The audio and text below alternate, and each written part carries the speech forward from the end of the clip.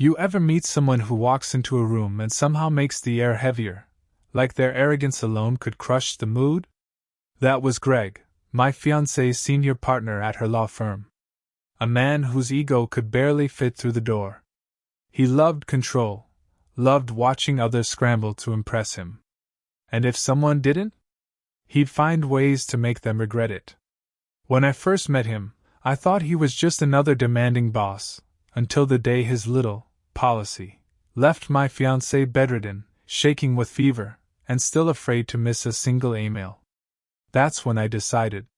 If he wanted to play power games, I'd show him how it feels to lose. Soft pause. Ambient sounds fade in, rain tapping a window, a heartbeat-like rhythm rising. But before I tell you how I outplayed a man who thought rules only applied to others, you need to understand how it all started, with a simple offer at our engagement party. If you've ever had to smile through clenched teeth while someone tried to belittle you, if you've ever wished for that one perfect moment where karma steps in and flips the script, then buckle in. This story isn't just about revenge, it's about standing up when arrogance tries to crush you. Hit that like button if you've ever wanted justice served cold, because what happens next? Let's just say Greg's empire of ego started to crumble the day he booked an appointment at my clinic. I remember that night like a scene frozen in time, the golden lights of our engagement party reflecting off champagne glasses, laughter bubbling in the background, and my fiancée, Emma, glowing in that soft ivory dress. It was one of those rare moments where everything felt right. Friends, family, colleagues, all gathered to celebrate what we built together. I run a physical therapy clinic, not huge, but steady. Every patient matters, every success story fuels me. Emma, on the other hand, is a lawyer. Brilliant. Sharp. The kind of person who could silence a courtroom with just one raised eyebrow. That night, between toasts and congratulations, I found myself chatting with a few of her colleagues, friendly, curious people, curious about what I did. I mentioned, half-jokingly, "Hey, if any of you ever pull a muscle from sitting too long at your desks, I'll give you a discount." They laughed, thanked me, and honestly, I thought nothing of it. It was just a light offer in passing. But a few weeks later, 4 of them became regular clients. Word spread, apparently. They liked my clinic, said I was professional, easy to talk to, and that it felt like I genuinely cared. And then, one afternoon, he showed up. Part 2. Enter Greg, the man everyone tolerated. When I saw his name on the booking system, I didn't think much of it. Gregory Stenton. Emma had mentioned him a few times, her firm's senior partner. The man who made Shark Tank look like a yoga retreat. Even before he arrived, I noticed how my staff's mood changed. They'd heard of him too. His reputation preceded him, demanding, dismissive, impossible to please. When Greg walked into my clinic, the air changed instantly. He was tall, confident in that cold, corporate way. Expensive suit, watch gleaming like a trophy. The kind of smile that didn't reach his eyes. "Ah," he said, scanning the room like he owned it. "So this is where the magic happens.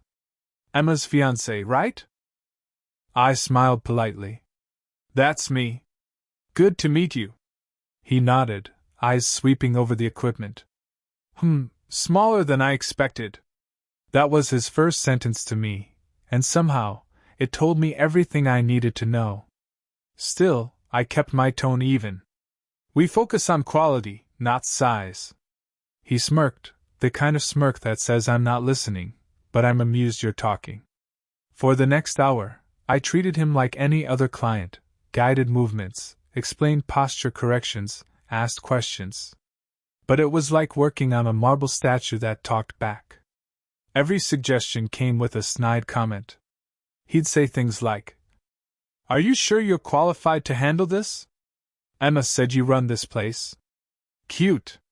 By the end, my jaw hurt from forcing polite smiles. Still, professionalism mattered to me. So when he was done and paid, I said, "Oh, and just so you know, I offer discounts for Emma's firm employees." He raised an eyebrow. Really? How generous. Then, with that smug glint in his eyes, he asked, And what about partners? Do we get the same perks? I shrugged lightly. Well, it's for employees. I let the word hang in the air just long enough to sting, then smiled. He gave a thin laugh, tossed his card onto the counter, and walked out. That should have been the end of it. But Greg wasn't the type to let small things go. Part 3: The Policy Debate. Over the next month, Greg came in a few more times. I kept things professional. But he had this way of making every conversation and argument he had to win. 3 weeks ago, he walked in while I was already juggling too much. One of my therapists had called in sick, so I was covering their clients. Greg noticed right away. Busy day? He asked, reclining casually on the table. Yeah, I said, adjusting the settings on the ultrasound machine. One of my staff's out sick, so I'm seeing a few extras. He chuckled. That must be annoying. Did they at least bring a medical certificate? I looked up. No, I told them to rest.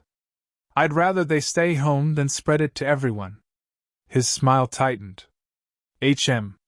See, that's where you go wrong. People need accountability. Otherwise they'll fake sick whenever they want. I stopped adjusting the settings. You think people want to fake being sick? He shrugged. I run a law firm, not a daycare.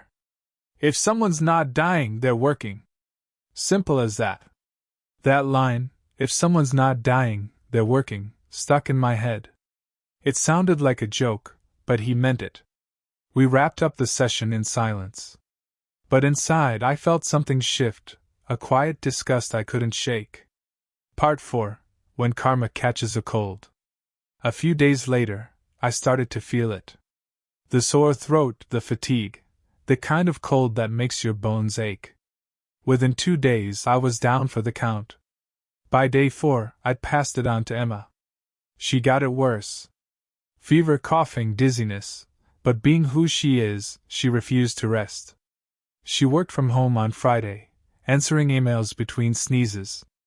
By Sunday, she could barely stand. Monday morning, she decided to take the day off. I insisted on it, she needed real rest. That's when it happened. At around 9 a.m., her phone buzzed. She glanced at the screen, frowned. It's from Greg. The email was short, clinical. Emma, please provide a medical certificate for today's absence. As per firm policy. Regards, Greg Stenton. I saw her expression change, confusion, then disbelief. He's never asked for that before, she muttered. And then I remembered his words. If someone's not dying, they're working. Here's where the universe started aligning in ways that almost felt poetic. Guess who had a 2 p.m. appointment with me that same day? Greg. And guess who also had a doctor's appointment I was supposed to drive her to at the exact same time? Emma. I looked at the calendar and almost laughed. I called Greg around noon. My voice was calm, almost regretful. Hey Greg, I'm really sorry but I'll have to cancel today's appointment. My fiancée's pretty sick, vertigo, fever. I need to drive her to her doctor. There was a pause. Then, in that condescending tone I'd come to expect, he said, Isn't there anyone else who can do it? No, I said. She needs me. Well, that's unfortunate, he muttered. I suppose you'll let me know if there's another slot? Of course, I said. Though I'm fully booked for the next 3 weeks. Silence. Then a curt, Right. Fine. Part 6: The Message. Not even an hour later, Emma's phone buzzed again. A text from Greg. You don't need a medical certificate. Just rest and be available for tomorrow. Then another one to me. Hey, if Emma's okay, we can skip the doctor's visit.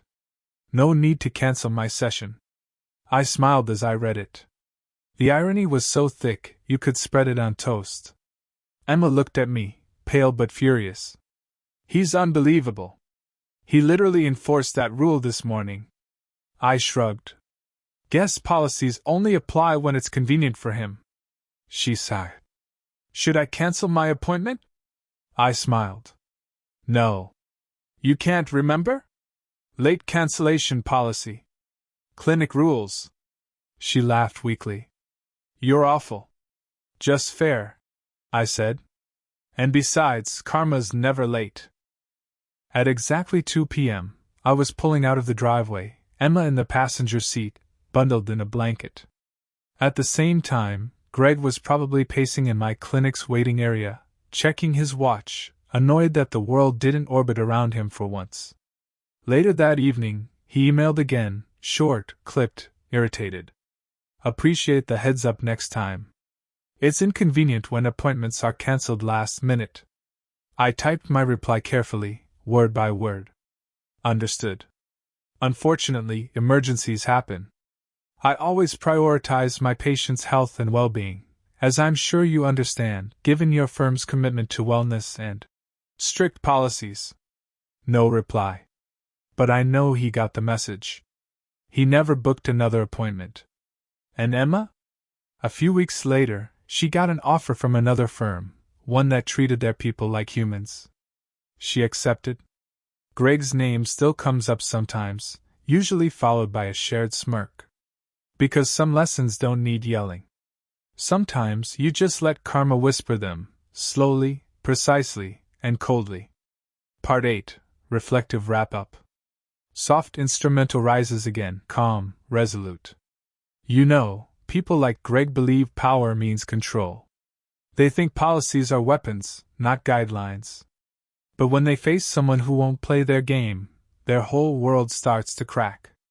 The truth is, revenge doesn't always need to be dramatic. Sometimes it's as quiet as an unanswered text. As subtle as a cancelled appointment. As satisfying as watching arrogance meet its own reflection. If this story gave you that deep, slow-burn satisfaction, the kind that makes you whisper, "He had that coming," then hit that like button. Tell me in the comments, what's the pettiest but most satisfying revenge you've ever seen? And of course, subscribe for more stories where karma doesn't just visit, it moves in next door.